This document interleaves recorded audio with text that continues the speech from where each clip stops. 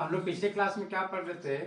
हम लोग अब स्टार्ट किए थे आइसोमर, है ना, जिसमें से आइसोमर दो कैटेगरी का हुआ था, दो टाइप का हुआ था। एक स्ट्रक्चरल आइसोमर और एक क्या था, स्टीरियो आइसोमर, है ना।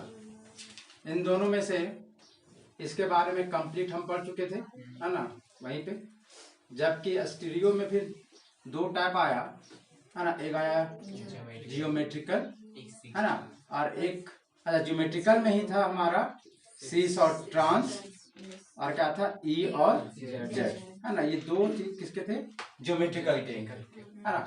अच्छा, ये ज्योमेट्रिकल कहाँ पे एप्लीकेबल होता है? तो ज्योमेट्रिकल हमेशा वैसे कंपाउंड के पास एप्लीकेबल होगा जिनके पास डबल बॉन्ड होगा। ऐसे कोई भी कंपाउंड दे दे, जैसे ये अगर एक कंपाउंड है ना, और हमसे पूछेगा कि क्या इसका ज्योमेट्रिकल आइसोमर बना सकते हैं कि नहीं, तो सबसे फर्स्ट काम तो आप देखिए इस कंपाउंड में आपके पास डबल बॉन्ड है या नहीं। अगर डबल बॉन्ड होगा तभी चांस बनेगा उस ज्योमेट्रिकल होने का।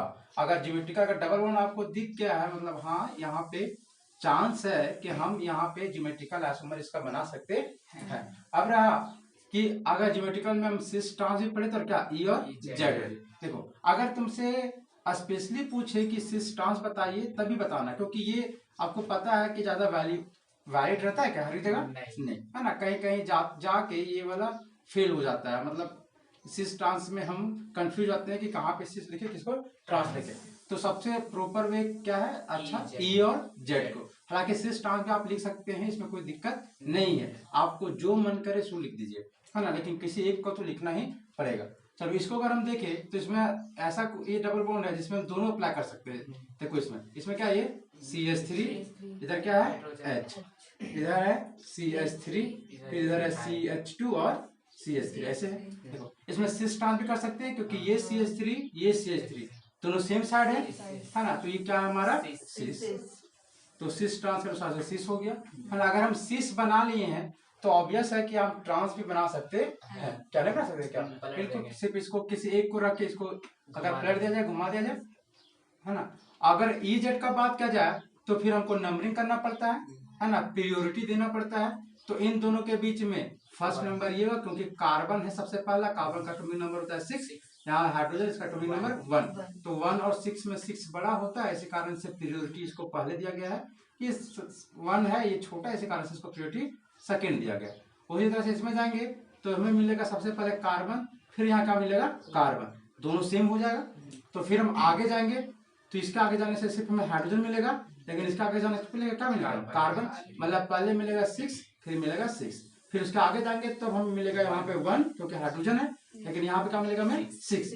तो ये कौन बड़ा हो गया? ये वाला पोर्शन बड़ा हो गया, तो इसी कारण से इसको फर्स्ट प्रियोरिटी देंगे, इसको क्या देंगे सेकेंड। तो यहाँ पे देखो कि जो फर्स्ट है वो अपोजिट साइड है, तो इसको क्या बोलेंगे हम लोग ई। अच्छा, ये एक ऐसा एग्जांपल है जो हमारा कल वाला लाइन को सिद्ध करता है कि हम लोग क्या समझते थे, क्या सोचते थे कि जितने सिस होंगे वो क्या होंगे जेड, लेकिन ऐसा कोई नेसेसरी नहीं है। जैसा कि एग्जांपल यहाँ पे दिख नहीं कि ये सिस हो के भी क्या निकला ई, मतलब सिस और जेड में कोई रिलेशन है क्या? नहीं। समझ में आएगा? भले हम लोग बोल देते हैं कि सिस कब बोलेंगे जब सेम साइड, और सेम चीज बोलते हैं जेड भी कब, जब सेम साइड, लेकिन इन दोनों का कोई भी रिलेशन आपस में नहीं है कि सिस हो गया तो जेड हो जाएगा या तो ई हो गया तो ट्रांस हो जाएगा, ऐसा कोई बात है क्या? नहीं। वो तो डिपेंड करेगा कौन सा मॉलिक्यूल कौन सा आइटम वहां पे वैल्यूबल मतलब वहां पे है कि नहीं। समझ में आ रहा ना? ऐसे करके तो ये था हमारा ज्योमेट्रिकल आइसोमर, है ना। सवाल नहीं पूछा है आज तक आपका स्टेट बोर्ड में, है ना। अगर कभी पूछा भी है तो ऐसे पूछा है कि आप ज्योमेट्रिकल आइसोमर का लिखिए एग्जाम्पल, है ना। ऐसे करके ज्योमेट्रिकल आइसोमर का एग्जाम्पल लिखने के लिए बोलेगा तो हम बहुत सारा लिख सकते हैं, है ना। याद रखना चाहिए कि कहाँ कहाँ पे वैलिड नहीं होता है। ऐसा नहीं कि हर ब्लॉक आप कुछ ऐसा लिख दे जो वैलिड ही नहीं होता। कब नहीं होता है? जब ये चारों क्या हो जाए सेम, या तीनों में भी कोई सेम, या दो सेम इनो दोनों, है ना। ये आप जब एग्जाम्पल लिखो तो थोड़ा सा ध्यान देके कि ये चारों सिमिलर नहीं होना चाहिए, 4 में से 3 भी सिमिलर नहीं होना चाहिए, और 2 भी सिमिलर नहीं होना चाहिए एक ही कार्बन वाले, है ना। तब हमारे तीनों जगह में ना ही हमारा सिस ट्रांस काम करेगा, ना ही ई और जेड, है ना। ऐसे उसी तरह से एक स्टीरियो में जब आगे बढ़े स्टीरियोआइसोमर में तो एक कोई कोई कंपाउंड हमें क्या मिला उसको दिखाते हैं। जैसे एक अगर कंपाउंड ऐसे रहे, है ना,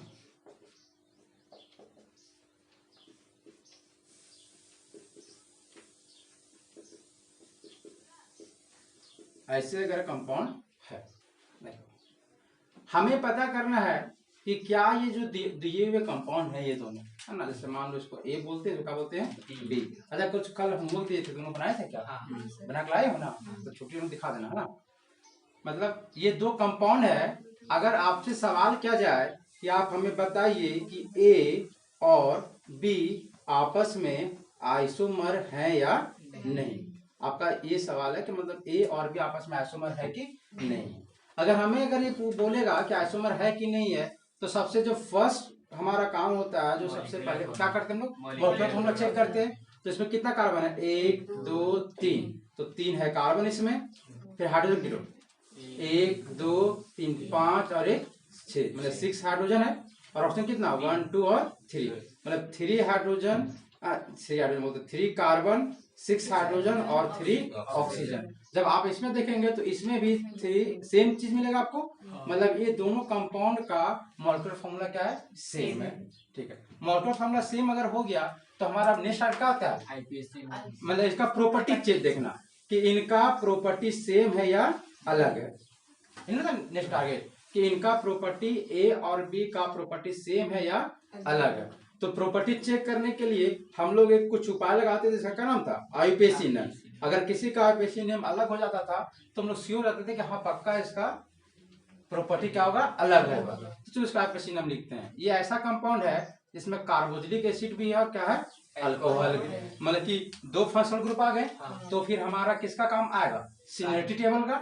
हम देखेंगे कुछ सिनर्टी टेबल में सबसे बड़ा कौन है, तो इन दोनों में से बड़ा कौन है बताओ, कार्बोक्सिलिक एसिड। तो इसके अनुसार से सारा रूल होगा।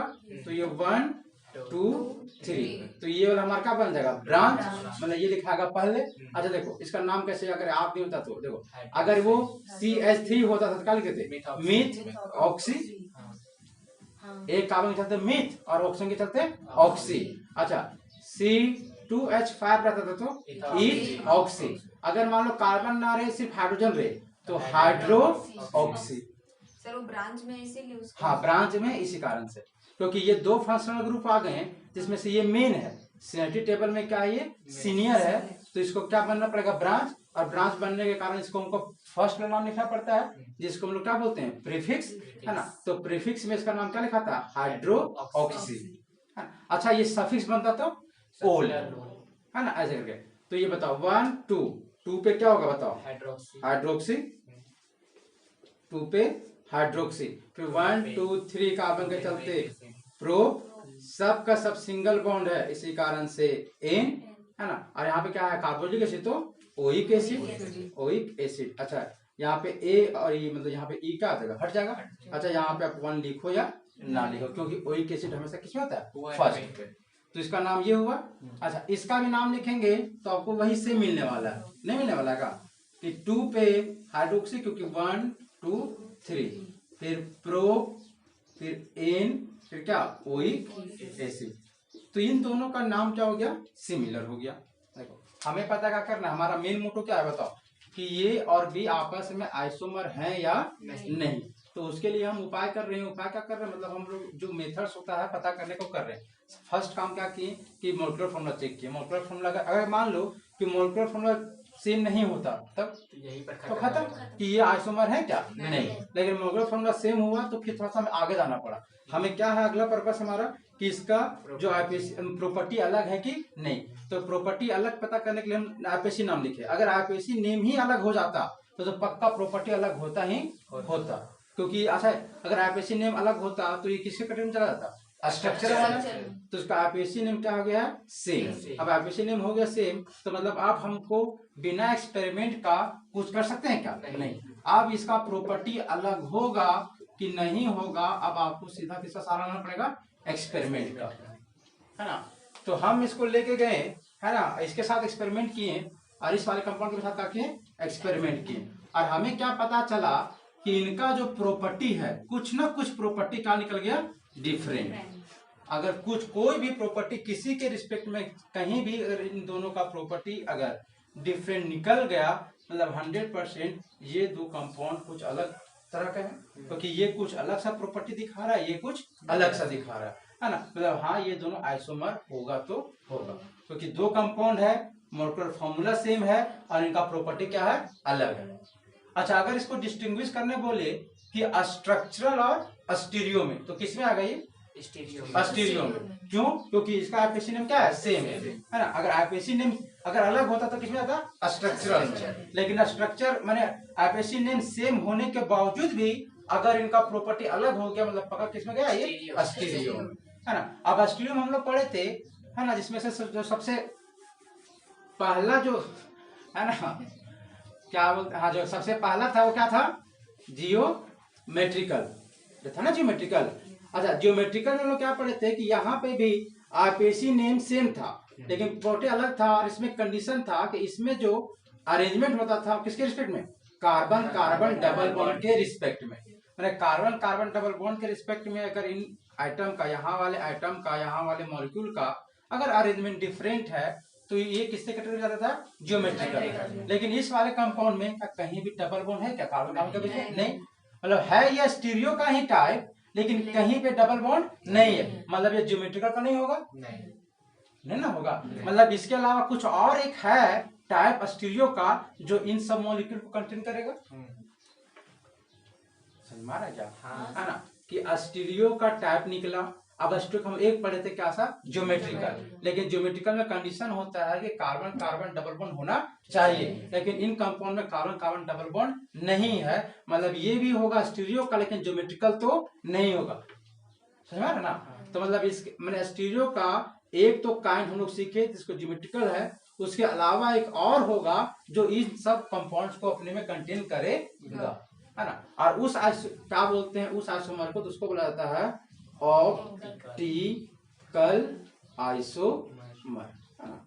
तो हमें इसी को आज पढ़ना है कि किसको हम लोग बोलते हैं ऑप्टिकल आइसोमर, है ना। ऑप्टिकल आइसोमर में क्या होगा, अच्छा आइसोमर मतलब पक्का दो कंपाउंड्स होंगे, है ना, दो कंपाउंड्स होंगे जिसका मोलकुलर फॉर्मूला क्या होगा, सेम होगा और प्रॉपर्टी अलग होगा। अच्छा, ये टाइप है स्टीरियो का, मतलब इसका स्ट्रक्चरल फॉर्मूला भी सेम होने वाला है, लेकिन फिर भी प्रॉपर्टी अलग होगा। तो क्यों, क्योंकि इनका जो आइटम का जो अरेंजमेंट होगा क्या होगा, डिफरेंट होगा, समझ में आया क्या, है ना। तो इसके कारण से बनेगा ऑप्टिकल आइसोमर। अब ज्योमेट्रिकल में भी तो वही बोले सर, क्या हाँ हाँ, अब ऑप्टिकल में कुछ एक चीज और एक्स्ट्रा ऐड करेंगे, है ना, बस हम लोग देखिए थोड़ा सा ऐड करेंगे, थोड़ा समझ लेते हैं, उसके बाद उसको करेंगे डेफिनेशन में ऐड, है ना, टेंशन ना। जैसे उसका भी डेफिनेशन ज्योमेट्रिकल में हम लोग क्या बोले थे कि सेम प्रॉपर्टी आइटम का arrangement with respect to carbon carbon double bond भी। ज्योमेट्रिकल के डेफिनेशन में कार्बन कार्बन डबल बॉन्ड बोलना पड़ता है, इसमें कार्बन कार्बन डबल बॉन्ड बोलेंगे क्या, नहीं, तो हमें डिस्टिंग्विश कर देगा, अच्छा ये ज्योमेट्रिकल का है क्या, नहीं, ये किसका है, ऑप्टिकल का, है ना। चलो, तो अगर हम ऑप्टिकल आइसोमर को आज पढ़ना है ना, और इसको पढ़ेंगे और हमारा आइसोमर खत्म हो जाएगा, है ना। हालांकि ये ज्यादा पढ़ा जाता है 11th क्लास में, है ना, इससे ज्यादा क्वेश्चन भी आता है यही में, इनैंशियोमर डायस्ट्रियोमर जैसे भी क्वेश्चन आएगा, है ना। तो हमारा 12th बोर्ड में सवाल नहीं पूछेगा इससे, है ना, कभी नहीं पूछा आज तक, है ना, पूछेगा तो बहुत छोटा सा पूछता सवाल, मैंने 1-2 नंबर का, है ना, 1 नंबर का ही सवाल आएगा कभी भी आएगा तो, और खूब से खूब आ सकता है, तो इसका डेफिनेशन, है ना, क्या हुआ क्या हुआ रे, है ना। चलो हाँ, तो करते हैं स्टार्ट ऑप्टिकल आइसोमर को।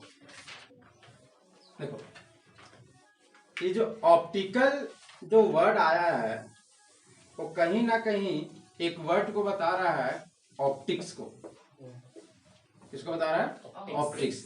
और कहीं ना कहीं आप कभी ऑप्टिक्स का नाम सुने हैं क्या, है ना। आप कभी भी, है ना, फिजिक्स में तो चैप्टर नहीं आएगा, है ना, 14 मार्क्स का, है ना, लाइट के बारे में या लाइट का फेनोमेना या लाइट से कुछ भी काम कर रहे हैं, जैसे नहीं हम लोग मिरर लेते थे उसमें लाइट पास करते थे, तो कितना लाइट मुड़ा या कितना डिफ्रैक्ट हो गया, कितना पास हुआ, ऐसा पढ़ते थे ना। लाइट को लेके आप कुछ भी स्टडी कर रहे हैं, लाइट के मदद से आप कुछ भी स्टडी कर रहे हैं, तो किसमें आता है, ऑप्टिक्स में। आपको यहाँ पढ़ना पड़ता है, उस चैप्टर का क्या नाम है, ऑप्टिक्स, है ना, ऐसे करके। तो ये जो हमारा जो ऑप्टिकल है, मतलब देखो हम क्या करते थे कि हमारे पास दो कंपाउंड होता था और हमें इन दोनों का प्रॉपर्टी डिफरेंट करना पड़ता था कि इनका प्रॉपर्टी क्या होगा, डिफरेंट होगा।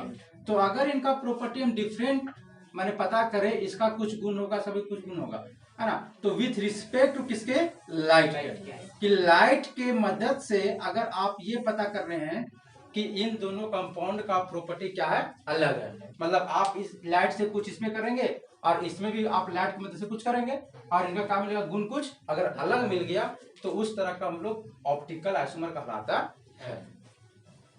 समझ में नहीं आया, है ना। मतलब इनका जो प्रॉपर्टी अलग होगा विथ रिस्पेक्ट टू किसका, लाइट है। जैसे ज्योमेट्रिकल में क्या था, with respect to carbon carbon double bond, लेकिन ऑप्टिकल में जो डिफरेंट प्रॉपर्टी होना फिक्स है, क्योंकि आइसोमर है तो प्रॉपर्टी अलग तो होगा ही होगा। तो किसके रिस्पेक्ट में, तो लाइट के रिस्पेक्ट में, कि मतलब आप इसमें अगर लाइट का यूज कीजिएगा और इसमें भी अगर लाइट का यूज कीजिएगा तो आपको डिफरेंट प्रॉपर्टी मिलेगा। समझ ना। अब क्या डिफरेंट मिलता है, कैसे क्या होता है, उसको थोड़ा सा हम लोग करते हैं। हम लोग क्या किए कि अभी मान लेते हैं दो कंपाउंड, है ना, इसको ए मानते हैं एक कंपाउंड, है ना, एक और कंपाउंड लेते हैं, है ना, इसका नाम क्या है, बी है। हम बोल दिए ये दोनों ऐसे कंपाउंड है जिसका मोलकुलर फार्मूला सेम है, मतलब आइसोमर होने का चांस है, मतलब इसका जो मोलकुलर फार्मूला है ना, और इसका जो मोलकुलर फार्मूला है वो क्या दोनों सेम है, मतलब हाँ आइसोमर बनने का चांस हो रहा है। अब हमें क्या करना था कि हम एक लिए कंटेनर ना, बीकर वगैरह कुछ भी ले सकते हैं, है ना, और इसमें आप भर दिए, मतलब कि कोई भी सोल्यूशन नहीं है, मतलब पानी भर लिए, मतलब जनरली हम लोग पानी लेते हैं क्योंकि पानी ऐसा चीज है जो हर एक चीज को कहीं ना कहीं थोड़ा मोड़ा घुला ही देता है ना। और इस पानी में हम लोग एक बार किसको मिला दिए, एक, समझ में आ रहा क्या, है ना। मैंने एक ऐसा सॉल्यूशन है, ये क्या, इसको क्या बोल सकते हैं, ये सॉल्यूशन ऑफ किसका है, ए का, कंपाउंड ए का है ना। सिमिलरली हम लोग क्या करेंगे, इसी तरह से सॉल्यूशन ऑफ किसका बनाएंगे, बी का। अब देखो, अब उसमें क्या किया गया, इसमें लाइट को पास किया गया। हम यहाँ पे एक लाइट लेते हैं, टंगस्टन बॉल वगैरह, है ना, इससे लाइट निकलेगा, है ना। अच्छा थोड़ा दूर में लेते हैं, है ना, इससे क्या निकल रहा है, लाइट निकल रहा है, और इस लाइट को यहाँ पे पास किया गया। इसको और अगर देखा जाए, देखो अच्छा हम लोग कभी जो बल्ब जलाते हैं, है ना, तो बताओ उसमें क्या लाइट को एक डायरेक्शन में जाता है कि हर डायरेक्शन में जाता है, हर डायरेक्शन में जाता है। मतलब अच्छा देखो, अगर पता होगा, अगर जब पढ़े हुए तुम लोग, तो लाइट में है ना मैग्नेटिक फील्ड इलेक्ट्रिक फील्ड दोनों होता है, ऐसा कभी पढ़े नहीं पढ़े हुए, है ना, कि ऐसे छापे हुए, ऐसे करके एक होता है वेव और एक जाता है ऐसे परपेंडिकुलर करके, नहीं अगर एक ऐसे जा रहा है तो ऐसे जाता रहता है। ऐसे अगर इसको बना के दिखाएं कि कैसे वेव जाता है, सो बताते हैं। तो अगर ये है इलेक्ट्रिक फील्ड, है ना, समझ में आएगा, तो दूसरा जगह दे ऐसे, ऐसा में आएगा। देखो एक है ऐसे और एक है ऐसे, तो ये वाला और ये वाला में 90 डिग्री नहीं बन रहा है, इस कारण से बोलते हैं इसको परपेंडिकुलर, है ना। अगर 10th में छापे हुए, देखो ऐसे छापे, 10th नहीं 11th से, एक बना ऐसे करके ऐसे गया है ना, इसको रंग दो। एक अगर ये है इलेक्ट्रिक फील्ड, तो उसका जो मैग्नेटिक फील्ड होगा वो पक्का ऐसे होगा,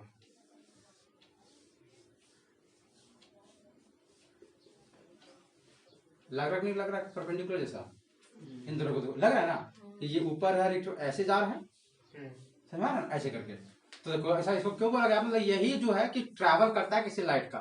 तो अगर हम इसका इलेक्ट्रिक फील्ड बनाए, तो जैसे ये लाइट होगा, तो ये इधर भी जाते रहेगा, इधर भी जाते रहेगा, इधर भी जाते रहेगा, इधर भी जाते रहेगा, इधर भी, इधर भी, इधर भी, इधर भी, फिर इधर भी निकलते रहेगा।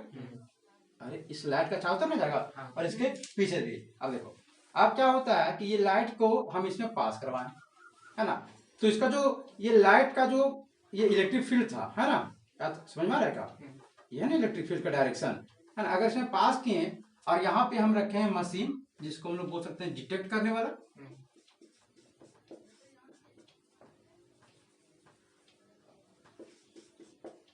डिटेक्ट, समझ आएगा। देखो डिटेक्ट मतलब क्या होता है, मतलब कि पता करना क्या होगा। अच्छा ये है मशीन, मैंने डिटेक्ट करना, इसको क्या बोलेंगे, डिटेक्टर, डिटेक्ट करने वाला, है ना। देखो ये क्या करता है कि यहाँ से हम लाइट को पास किए ना, उसके बाद यहाँ से पास किए, फिर यहाँ पे लाइट पड़ा होगा, तो ये पता करता है कि हमारा जो लाइट का जो वाइब्रेशन था, मैंने ये हमेशा वाइब्रेट करते रहता है ना, कि ऐसे ऐसे ऐसे ऐसे करते रहता है ना, या तो सिंपली अगर समझो कि ऐसे इसका जो डायरेक्शन था उसमें कुछ चेंज हुआ है क्या, कि जैसे मान लो ये लाइट का था ना डायरेक्शन, एक ऐसे था, एक ऐसे था, ऐसे था, ऐसे था, फिर एक ऐसे करके था चारों तरफ से, तो यहाँ से पास होने के बाद क्या लाइट वैसी तरह से गया है या कहीं थोड़ा मोड़ा मुड़ उड़ गया है क्या, सो उसको पता करना होता है ना। आप देखो, अगर मान लो इस लाइट में चारों तरफ से अगर लाइट निकल रहा है और अगर कोई अगर इसमें से मुड़ा भी होगा, पता नहीं है ना, तो क्या इसको पता चल पाएगा क्या? नहीं। ऐसे मान लो कि बहुत सारा यहाँ पे ऐसे लाइट पास किया जाए, है ना, ऐसे बहुत सारा लगा दिया जाए, है ना, ऐसे करके, और इसको यहाँ से पास किया जाए, इसमें से कोई अगर मुड़ भी जाएगा तो क्या ये पता कर पाएगा? नहीं। तो क्या यहाँ पे बहुत सारा लाइट होगा। अच्छा, ये कब पता कर पाता कि लाइट मुड़ा कि नहीं मुड़ा? जब एक स्ट्रेट लाइन में सीधा जाता खाली एक ही जाता है। जैसे यहाँ बहुत सारा डायरेक्शन है, उसमें अगर हम कुछ उपाय करें कि इसमें एक लाइट है जो सिर्फ ऐसे जा सीधा एक ही लाइन, समझ रहा क्या था, सिर्फ एक ही लाइन, अगर सिर्फ एक ही लाइन जाएगा और इसके पास जब एक ही, देखो इसको जाना था पूरा सीधा, है ना, लेकिन इसके पास अगर थोड़ा सा भी मुड़ेगा ये पता करेगा खाली मुड़ा है कि नहीं मुड़ा है।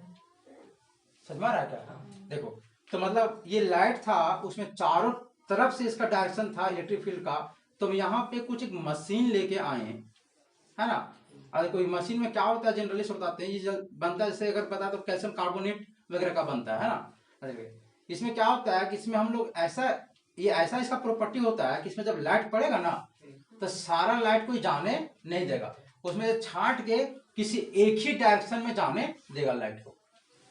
जैसे ये लाइट ऐसे भी था, ऐसे भी था, चारों तरफ था ना, ऐसे ऐसे, है ना, उनमें से ये सिर्फ एक ही लाइट को जाने देगा और यहाँ के बाद जो लाइट बचेगा वो सीधा सीधा मतलब एक ही डायरेक्शन में बचेगा। समझ में आ रहा है? मतलब अब जो लाइट जाएगा सो सीधा कैसे जाएगा, ऐसे। समझ में आ रहा है? सर हम यहाँ पर टॉर्च के सहारे ले तो हाँ, टॉर्च का भी लोगे तो टॉर्च भी, टॉर्च, अरे टॉर्च में जैसे अभी चारों तरफ निकल रहा है, टॉर्च में ऐसे से निकलेगा, निकलेगा ऐसे से, तो तुम्हें फिर भी यहाँ लगाना पड़ेगा जिसमें सिर्फ एक ही लाइट पास करे। मौसम ना कर रहा है ना। देखो। अच्छा देखो, ये जो लाइट निकला सो क्या हुआ, देखो अगर मान लो यहाँ पे बहुत सारा था, अगर एक सिर्फ एक बचा तो ऐसे जाएगा, ऐसे जाएगा ना, ऐसे। अगर ये ऐसे जा रहा है जरा देखो ये क्या बना रहा है एक तरह का, तो अगर जैसे ऐसे गया ना, जैसे यहाँ एक लाइट था, ये अगर यहाँ से यहाँ तक ट्रैवल किया तो ऐसे जाएगा। मतलब ये कभी भी क्या बोर्ड से ऊपर नीचे जाएगा नहीं, मतलब ये हमेशा बोर्ड पे ही रहेगा। मतलब इसको क्या बोल सकते हैं कि आप जिस पे भी लाइट होगा वो प्लेन पे होगा। अरे ये जो लाइट होगा का हमेशा एक प्लेन पे ही होगा ना प्लेन से ऊपर जाएगा ना ही प्लेन से नीचे। मतलब एक ऐसा लाइट जो प्लेन बन गया है या तो प्लेनर बन गया है। मॉलिक्यूल बोलते थे ना, प्लेनर मॉलिक्यूल। कैसे बोलते थे? जैसे बेंजीन प्लेनर था क्योंकि उसको रखे थे कॉपी पे या किसी भी पे तो उसका सारा आइटम उसमें टच किया था, कोई भी ऊपर नीचे था क्या? नहीं। तो उसी तरह से लाइट को तुम इस वाली लाइट को कहीं पे रखोगे तो सारा का सारा लाइट इसी में रहेगा।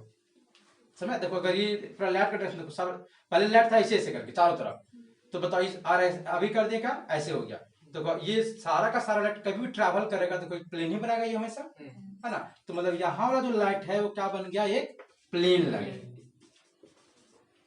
समझेगा? और देखो, और यहाँ पे जो हम ये काम किए हैं, जो सभी डायरेक्शन था ना चारों तरफ से, उसको क्या कर दिए सिर्फ एक डायरेक्शन में, तो इसको बोला जाता है पोलराइजेशन। बात समझ में आएगा कि मतलब देखो मैंने पोलर बना देना है ना, कि एक ही डायरेक्शन में कर, जैसे यहाँ पे चारों तरफ से था डायरेक्शन इसका, है ना, उसको हम एक मशीन लगा दिए, है ना। इसको मोनोक्रोमेटर भी बोला जाता है कहीं कहीं पे, है ना, लेकिन अभी छोड़ दो मोनोक्रोमेटर बोलते हैं, जैसे एक लाइट को ही पास करने वाला ऐसे, है ना। तो ये जो काम किए कि सभी डायरेक्शन को हटा में किसी एक ही डायरेक्शन में जाने के लिए, तो क्या बोला जाता है, पोलराइजेशन।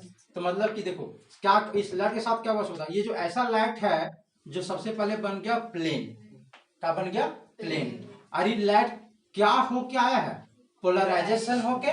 मैं ये जो लाइट है वो एक पोलराइज लाइट है, नहीं समझ आया? पोलराइज करने का मतलब क्या हुआ कि जो पोलराइजेशन होके आया है, समझ में आ रहा है ना, है ना। जैसे हम लोग नहीं यूज करते हैं, जैसे कहाँ पे यूज करते हैं बताओ, हम लोग ऐसा वर्ड हम लोग बहुत ज्यादा यूज करते हैं। जैसे कोई काम करते हैं, नहीं बोलते तुम ये काम का क्या है, तुम ये चीज है ना। उसी तरह से है ना कि यहाँ पे पोलराइजेशन हुआ इस लाइट का, मतलब ये एक लाइट है पोलराइज लाइट है, मतलब पोलराइजेशन हो के ये आया है। तो ये लाइट है, देखो दो नाम, एक ऐसा लाइट जो प्लेन भी होगा और पोलराइज होगा। तो इस लाइट को स्पेशल नाम बोला गया, इसको बोला गया प्लेन पोलराइज लाइट। क्या इस नाम का तुम मीनिंग समझ पा रहे हो ना, क्यों बोला गया इसका नाम? शॉर्ट में इसको बोला जाता है PPL, है ना। प्लेन मतलब कि एक ही प्लेन में रहेगा, ये पोलराइज मतलब पोलराइजेशन करके इसको बनाए हैं, और ये लाइट है इसी कारण से लाइट, तो ये बोला जाता है प्लेन पोलराइज लाइट। अब जब इस प्लेन पोलराइज लाइट को इस सॉल्यूशन से पास किया गया, है ना, तो ये अब तीन कंडीशन हो सकता है कि लाइट या तो अगर सीधा है तो सीधा ही चला जाए, या तो ये लाइट है सो घूम जाए इधर, या तो लाइट क्या उधर घूम जाए। समझ रहा है क्या? जैसे अगर यहाँ पे समझे कि ऐसे अगर लाइट है ना, ऐसे सीधा लाइट था, है ना, यहाँ पे सोल्यूशन रखा पड़ा, इसको यहाँ पास किए, क्या क्या हो सकता है इस लाइट के साथ? एक तो सीधा में कुछ भी ना हो, है ना, या तो हो सकता है कि ऐसे गया और इधर घूम जाए, है ना, या तो ऐसे जाके इधर घूम जाए। तीन ही पॉसिबिलिटी हो सकता है ना, कि या तो इधर घूम जाए, या तो इधर घूम जाए, या तो कुछ घूमे ही ना। ये तीन चीज हो सकता है ना, ऐसे करके। तो चलो देखो, तो यही हुआ हमारे उस वाले कंपाउंड के साथ। क्या होता था, समझ में आ रहा नहीं, ये वाला कहानी समझ आएगा, है ना, कि हम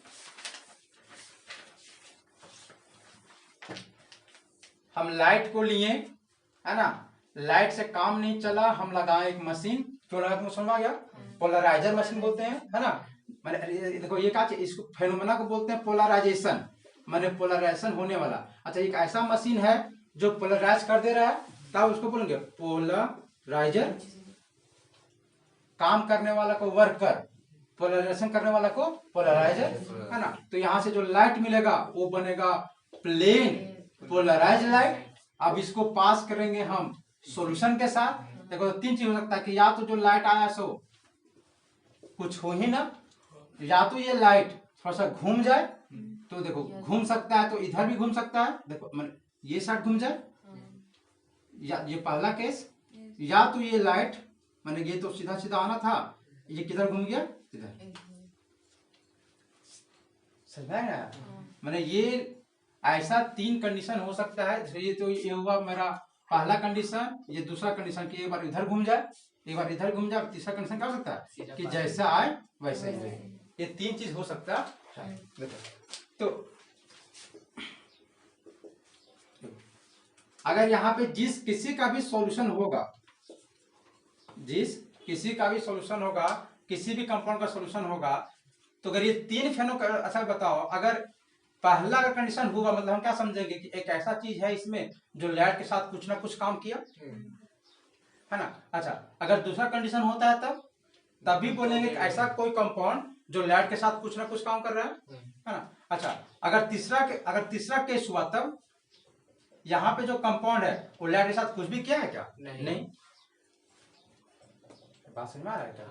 है ना। मैंने फर्स्ट और सेकेंड कंडीशन में आपका जो मॉलिक्यूल होगा, आपका जो कंपाउंड होगा, वो लाइट के साथ कुछ ना कुछ करेगा, लेकिन थर्ड वाले केस में वो कुछ कर पाएगा नहीं। तो देखो, अगर एक बात कभी कभी आता है, जैसे एक आता है ऑप्टिकल, मतलब लाइट के साथ एक्टिव, माने कि काम करेगा, एक्टिव रहेगा, और एक होता है ऑप्टिकल इनएक्टिव। बात समझ में आ रहा है ना। देखो, अच्छा बताइए, तीनों केस में से हम कब बोलेंगे कि ये वाला चीज ऑप्टिकल एक्टिव होगा और ऑप्टिकल इनएक्टिव? फर्स्ट और सेकंड देखो, फर्स्ट और सेकंड में क्या बोलेंगे? एक्टिव है, क्योंकि कुछ ना कुछ तो चेंज कर रहा है, लेकिन थर्ड वाला क्या है? इनएक्टिव। बात समझ में आ रहा है ना। मतलब कि ऑप्टिकल एक्टिव कब होगा? अगर जैसे को बोला, अच्छा हम किसी को बोलेंगे, अगर तुमसे डेफिनेशन कभी पूछा जाए कि क्या समझते हैं आप किसी मॉलिक्यूल का ऑप्टिकल एक्टिव होना, अगर आपसे कोई पूछेगा what do you mean by है ना ऑप्टिकल एक्टिव या ऑप्टिकल एक्टिविटी, ऐसे करके, तो क्या बोलोगे कि वैसे मॉलिक्यूल जिसका सॉल्यूशन से, वैसे मॉलिक्यूल जिसके सॉल्यूशन से अगर हम पीपीएल को पास करें, पीपीएल पास कर रहे हैं क्या, है ना, वैसे मॉलिक्यूल जिसके सॉल्यूशन से अगर हम पीपीएल को पास करें और उस पीपीएल को वो या तो कहीं भी रोटेट कर दे। अब देखो इसको और बढ़िया बोला, देखो क्या वर्ड कहते हैं, अगर इधर रोटेट करेगा, हम तो नहीं हो सकता कि इधर रोटेट करे उधर रोटेट करे। हाँ। देखो ये तुम्हें अगर घड़ी के साथ देखो तो कैसा लग रहा है, Clockwise। क्लॉकवाइज, है ना। तो अगर ये या तो वो क्लॉकवाइज उसको रोटेट कर दे, ये कैसा है, एंटी क्लॉकवाइज, है ना। या तो वो क्या कर दे, एंटी क्लॉकवाइज रोटेशन कर दे, कुछ भी कर दे दोनों में, है ना। वैसा कोई मॉलिक्यूल जिसका सॉल्यूशन से अगर पीपीएल को पास किया जाए तो वो पीपीएल वाले लाइट को या तो क्लॉकवाइज रोटेट कर दे या तो एंटी क्लॉकवाइज रोटेट कर दे, तो उसको बोलेंगे वो मॉलिक्यूल ऑप्टिकल एक्टिव मॉलिक्यूल होगा या तो है। और अगर वैसे कोई मॉलिक्यूल जिसके थ्रू से ऐसा कुछ उसके सॉल्यूशन से अगर हम पीपीएल पास करें और उसमें किसी तरह का रोटेशन हमको ना मिले तो क्या बोलेंगे, वो ऑप्टिकल इनएक्टिव है। बात समझ में आ रहा है कि नहीं आ रहा है? हाँ। यार है ना, हाँ। है ना। चलो, अगर ये आएगा तो आपको मन में अब ये आ रहा होगा कि आखिर हम जानेंगे कैसे कि कोई मान लो एक कंपाउंड है ना। अगर कोई कंपाउंड दे दिए और तुमसे अगर पूछा जाए कि बताओ ये ऑप्टिकल एक्टिव है कि या ऑप्टिकल इनएक्टिव, ऐसा सवाल पूछ सकता है ना। तो आपको ये जानने के लिए क्या करना पड़ेगा, एक्सपेरिमेंट उसका सॉल्यूशन बनाना पड़ेगा, है ना। कि अगर एक कंपाउंड है, जैसे मान लो हम कुछ भी लिख दिए, है ना, ऐसे कंपाउंड है ना ए, आपसे पूछा जाएगा कि बताइए ये जो कंपाउंड ए है वो ऑप्टिकल एक्टिव है या नहीं। अगर ऐसा सवाल आएगा तो ये ऑप्टिकल एक्टिव है कि नहीं, इसके लिए आपको क्या करना पड़ेगा, एक्सपेरिमेंट। इसके कोई उपाय है इसके अलावा नहीं ना, क्योंकि आप क्या करेंगे बताओ, इसको पता करने के लिए सबसे पहले इसको लेंगे और इसका एक क्या बनाएंगे, सॉल्यूशन, है ना। बनाएंगे सॉल्यूशन, फिर सॉल्यूशन बनाने के बाद एक लाएंगे अपने घर से बल्ब। अच्छा, सिर्फ बल्ब को यहाँ से अगर लाइट को अगर पास कर दे तो काम हो जाएगा, नहीं, क्योंकि लाइट में अगर हम पास करेंगे काम होगा, अरे यहाँ भी मुड़ेगा लेकिन आप पता ही नहीं कर पाओगे मुड़ा है कि नहीं। तो इसके लिए फिर आपको लगाना पड़ेगा एक मशीन जो इस लाइट को कर दे पीपीएल में, है ना। अब इससे पास करेंगे और यहाँ रखेंगे एक मशीन जो डिटेक्ट करेगा कि घुमा है कि नहीं। अगर यहाँ घूम गया है तो बोलेंगे हाँ ऑप्टिकल एक्टिव है, और अगर नहीं घूमेगा तो ऑप्टिकल एक्टिव नहीं है। समझ में आ रहा है क्या? ऐसे करिए, चलो। हाँ, तो देखो, तो एक क्या बताया गया कि देखो कि ये तो होगा एक्सपेरिमेंटल वे कि आप किसी को ऑप्टिकल एक्टिव बता सको या नहीं सको। एक थियोरेटिकल वे भी पाया गया, मैंने थियोरेटिकल पे कैसे पाया गया होगा, है ना, कि जैसे बहुत सारे कंपाउंड को एक्सपेरिमेंट किया गया, है ना। जितने सारे कंपाउंड को सबका सॉल्यूशन बनाता होगा, फिर लाइट पास करता होगा, तो कोई मिला ऑप्टिकल एक्टिव, कोई मिला ऑप्टिकल इनएक्टिव। तो जितना एक्टिव था सबको एक साइड रखते गया और जितना इनएक्टिव था सबको क्या कर दिया, एक साइड रख दिया, है ना। और जितने सारे ऑप्टिकल एक्टिव थे उसको एक जगह जब जमा कर लिया तो इसमें कुछ गुण ढूंढने लगा, इसमें कुछ प्रॉपर्टी देखने लगा, आखिर इसमें है क्या उन वाले कंपाउंड से जिनके जो ऑप्टिकल क्या थे, इनएक्टिव। देखो यहाँ पे ऑप्टिकल एक्टिव वाला कंपाउंड है, यहाँ पे क्या ऑप्टिकल इनएक्टिव। अच्छा, इन दोनों में से एक अंतर है ना गुण का, कि ये लाइट के साथ इनएक्टिव है, ये लाइट के साथ क्या एक्टिव है, मतलब कुछ ना कुछ तो इन दोनों में डिफरेंस होगा, है ना। और अगर उस डिफरेंस को अगर हम पता कर पाए तो अगर मान लो अगला बार अगर हमको मान लो कोई एक्स कंपाउंड दिया, कोई एक्स कंपाउंड मेरे पास लाया और हमसे पूछेगा कि एक्स ऑप्टिकल एक्टिव है या नहीं, तो अगर हम इसका वाला प्रॉपर्टीज में अगर देख लेंगे तो बोल देंगे कि हाँ वो ऑप्टिकल एक्टिव होगा, हमको एक्सपेरिमेंट का जरूरी पड़ेगा नहीं। और अगर इसका वाला प्रॉपर्टी मिल गया मतलब वो ऑप्टिकल एक्टिव नहीं होगा, है ना। एक तो सीधा सीधी है कि जाइए सीधा एक्सपेरिमेंट कीजिए, लेकिन हर एक बार हर एक कंपाउंड का एक्सपेरिमेंट करना क्या सही होगा, क्या नहीं, मटेरियल का वेस्ट होगा, टाइम वेस्ट होगा, है ना, ऐसे करके। तो हम कुछ उपाय देखने लगे कि आखिर इसमें है क्या स्पेशल जिसके कारण से ऑप्टिकल एक्टिव है और इसमें क्या है जिसके कारण ऑप्टिकल एक्टिव ये नहीं है ना। देखो, तो हायर क्लास में, है ना, हायर क्लास में हम लोग देखते हैं प्लेन को, है ना, या एक्सिस ऑफ सिमेट्री को। हालांकि वो जब तुम जाओगे, है ना, बहुत हायर क्लास में मतलब कि बीएससी वेसी में तब जाके पढ़ोगे, है ना। अभी हमारे लिए क्या है, एक्सिस ऑफ सिमेट्री, है ना, ऐसे करके पढ़ा जाता है टॉपिक, है ना। अभी हमारे लेवल तक हम क्या सीख सकते हैं, देखो अगर आपके पास एक कोई कंपाउंड देगा और उस कंपाउंड को पूछेगा ऑप्टिकल एक्टिव या ऑप्टिकल इनएक्टिव पता करना है, तो आप क्या पता कीजिए सिर्फ कि वो जो मॉलिक्यूल, क्या ये मॉलिक्यूल कैरल मॉलिक्यूल है या नहीं। अब डेफिनेटली है कि आपको ये वर्ड नया सुना होगा, इसके बाद सीखेंगे। अब क्या पता करना है कि जो भी गिवन मॉलिक्यूल है क्या वो कायरल है कि नहीं। अगर वो मॉलिक्यूल कायरल होगा तो पक्का वो ऑप्टिकल एक्टिव होगा, अगर वो मॉलिक्यूल कायरल नहीं होगा तो ऑप्टिकल क्या होगा, इनएक्टिव। मतलब अगर हम सीख गए या किसी तरह से हमें पता चल गया कि हम कैसे पता करें कि दिया हुआ मॉलिक्यूल कायरल है या नहीं। अगर कोई हमको बोल देगा गलती से आके कि ये लोग कायरल है तो समझ आएंगे वो क्या है, ऑप्टिकल एक्टिव। अगर वो कायरल नहीं होगा तो क्या बोलेंगे उसको, ऑप्टिकल इनएक्टिव, है ना, ऐसे करके। अच्छा देखो, इस कायरल को एक और नाम बोला है एसिमेट्रिक, है ना। अच्छा एसिमेट्रिक भी छोड़ दो, उसको समझाएंगे, उसके बाद तुमको बताएंगे कि एसिमेट्रिक इसको क्यों बोला गया, है ना। अब हमारा क्या मोटो है कि हम कैसे जानेंगे कि कोई मॉलिक्यूल कायरल है या नहीं। समझ में आ रहा है क्या, है ना। चलो देखो, इसमें बहुत सारा कंसेप्ट होता है लेकिन अभी हम लोग सिर्फ इतना ही सीखेंगे। ए है, हमें इस ए को पता करना है क्या ये कायरल है या नहीं, ऐसे हमको पता करना है ना।